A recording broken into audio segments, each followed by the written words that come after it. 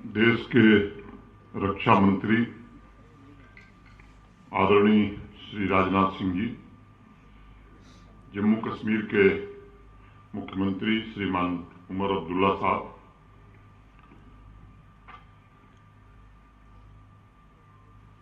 CDS Shri Anil Chauhan जी, जम्मू कश्मीर सरकार के मंत्री श्री जावेद अहमद राणा साहब, दूसरे मंत्री श्री सतीश शर्मा साहब, जम्मू के माननीय सांसद Shri Jugal Kishore ji, army commander lieutenant general Sukhendra A Kumar, इस समारोह में उपस्थित भारत सरकार तथा जम्मू कश्मीर प्रशासन के सभी अधिकारी, सेना के सभी ऑफिसर्स, सभी वेटरन्स, पूर्व सैनिक, उनके परिजन, वीर नारियां, भाई और बहनों, सबसे पहले मैं आप सबको नववर्ष, मकर संक्रांति तथा लोहड़ी की बहुत बहुत शुभकामनाएं देता हूं, बधाई देता हूं तथा निस्वार्थ कर्तव्य एवं बलिदान के प्रतीक सभी वेटरन्स को शीश झुकाकर नमन करना चाहता हूं। यह अखनूर की यह धरती हमारे वेटरन्स के असीम शौर्य के अमिट चरण चिन्हों से अंकित है। इस मिट्टी में 1947, 1965, 71 के युद्धों में वेटरन्स के पराक्रम और पुरुषार्थ की स्वर्णिम गाथाएं गूंज रही हैं। अभी माननीय रक्षा मंत्री जी ने एक म्यूजियम का इनॉग्रेशन किया। वो दृश्य देखने के बाद निश्चित रूप से एक नए प्रकार का रोमांच जिसने भी उसे देखा होगा उसके शरीर में पैदा हुआ होगा। इस धरा को हमारे वेटरन्स ने अपने त्याग, समर्पण और रक्त से सींचने का काम किया है। आज का दिन संपूर्ण राष्ट्र को स्मरण दिलाता है कि अगर हम आत्मगौरव के साथ मस्तक ऊंचा करके दुनिया की तीसरी बड़ी आर्थिक ताकत बनने जा रहे हैं तो उसके पीछे हमारे वेटरन्स का तप भी शामिल है, उनका परिश्रम और बलिदान भी शामिल है। मैं देश के आदरणीय प्रधानमंत्री श्रीमान नरेंद्र मोदी जी तथा भारत के रक्षा मंत्री आदरणीय श्री राजनाथ सिंह जी के प्रति हृदय से कृतज्ञता ज्ञापित करना चाहूंगा, जिन्होंने वीरता और बलिदान के प्रति भूतपूर्व सैनिकों के सम्मान में हर वर्ष 14 जनवरी को इस पावन और पवित्र दिवस को एक बड़े उत्सव के रूप में मनाने का फैसला लिया है। इस दिन हमारी सशस्त्र सेना के प्रथम commander in chief field marshal KM. Cariappa साहब सेवानिवृत्त हुए थे। लेकिन यह भी बहुत बड़ा तथ्य है कि सैनिक तो कभी रिटायर होता ही नहीं है। उसका रण क्षेत्र अवश्य बदल जाता है, लेकिन राष्ट्र को वैभव के शिखर पर ले जाने के लिए उसकी जिम्मेदारियां कभी कम नहीं होती। अपने सेवा काल में रक्त से विजय गाथा लिखने वाले सैनिक रिटायरमेंट के पश्चात भारतवर्ष की संपन्नता और समृद्धि के उपाय करने में सदैव लगे रहते हैं, जिसे मैं समाज की सबसे बड़ी प्रेरणा शक्ति मानता हूं। हमारे यहां तो हमारी संस्कृति में प्रार्थना भी की गई, वयम राष्ट्रे जागृयाम पुरोहिता, अर्थात हम राष्ट्र में आगे स्थिर होकर सदैव जागते रहें। इस प्रार्थना का जीवन स्वरूप मुझे अगर कहीं दिखाई देता है तो अपने वेटरन्स में नजर आता है, जो स्वयं भी जागते हुए राष्ट्रीय मन को सदैव जगाते रहते हैं और विशाल जनशक्ति को राष्ट्र निर्माण के लिए प्रेरित भी करते हैं।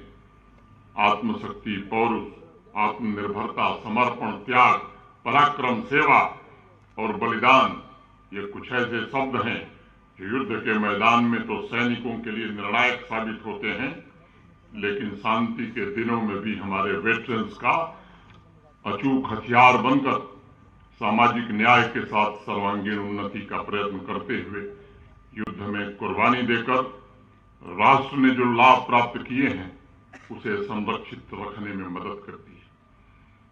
आज हमारा देश जिस तीव्र गति से समृद्धि और विकास की ओर आगे बढ़ रहा है, उसमें जल थल नभ में अपने जीवन का हर क्षण खपाने वाले सैनिक, भूतपूर्व सैनिक और उनके परिवारों का बड़ा भारी योगदान है। और निजी तौर पर मैं मानता हूं कि किसी भी राष्ट्र के जीवन में चहुमुखी प्रगति तभी संभव है जब वो सुरक्षा के प्रति निश्चिंत हो। सीमाओं पर तैनात सैनिक राष्ट्र की सुरक्षा और विकास दोनों की गारंटी है। और ऋग्वेद में तो हमारे ऋषियों ने यहां तक प्रार्थना की, उच्च यस्व महते सौभाग्य, अर्थात महान सौभाग्य के लिए पूरे पौरुष के साथ उठो और उसे प्राप्त करो। इस संस्कार को जीने वाले वास्तव में हमारे वेटरन्स जिस प्रकार भारतवर्ष के हितों की रक्षा के साथ उसके सौभाग्य की रक्षा करते हैं, उसके लिए संपूर्ण राष्ट्र आपका सदैव कृतज्ञ है। मैं जानता हूं कृतज्ञता को शब्दों में बयां करना ये बड़ा कठिन काम है, मैं तो इसे असंभव ही कहूंगा। आभार की भावना, ग्रेटफुलनेस के भाव का वजन शब्दों में नहीं उठाया जा सकता है। इसलिए भारत सरकार हो या जम्मू कश्मीर संघ राज्य क्षेत्र का प्रशासन हो, आपके समग्र कल्याण के साथ साथ वेटरन्स तथा शहीद हुए सैनिकों, बलिदानी पूर्वजों के त्याग और उनकी स्मृतियों को संरक्षित रखने के निरंतर प्रयास कर रहा है। गत वर्ष श्रीनगर में भी पहला बलिदान स्तंभ निर्मित हुआ। आपकी वीरता की गाथा समाज के सामान्य जनों तक पहुंचाई जा सके, इसका एक प्रयत्न था। और मैं समझता हूं कि हर एक नागरिक के लिए बलिदान स्तंभ ये सबसे बड़ा तीर्थ स्थल है।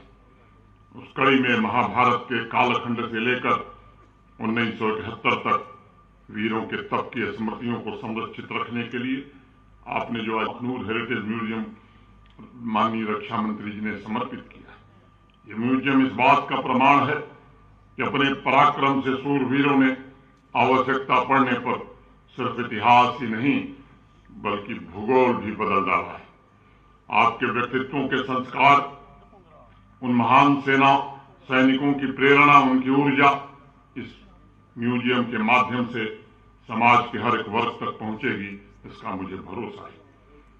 माननीय रक्षा मंत्री जी के कर कमलों से 108 फीट ऊंचे तिरंगे का अनावरण भी हुआ है। तिरंगे के आदर्श एवं मूल्य हमें अपने कर्तव्यों का सदैव स्मरण कराते रहेंगे, ऐसा मैं मानता हूं। अभी थोड़ी देर पहले मैं कह रहा था कि कृतज्ञता, ग्रेटफुलनेस की बात मैं आपसे कर रहा था। एक शहीद का घर मुझे लगता है किसी मंदिर से कम नहीं होता।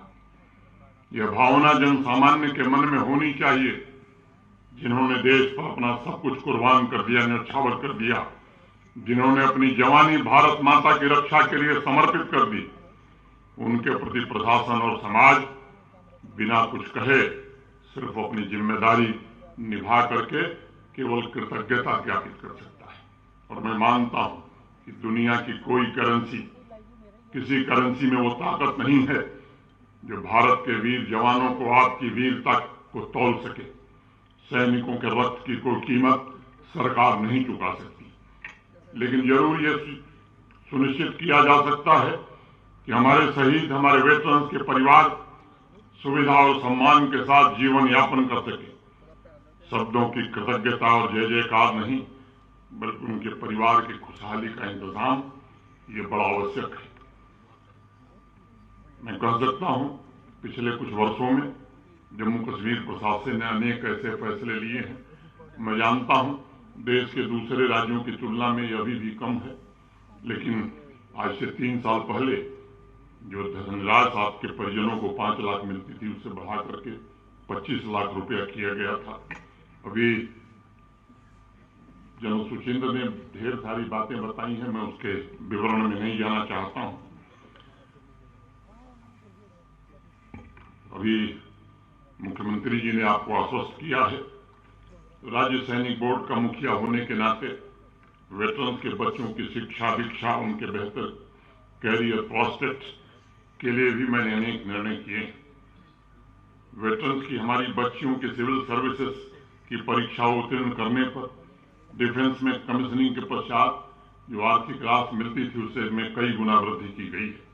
गत वर्ष फरवरी में ही हमने निर्णय किया था कि हमारे जम्मू कश्मीर के JCOs और अदर रैंक्स के बच्चे अगर KS एग्जाम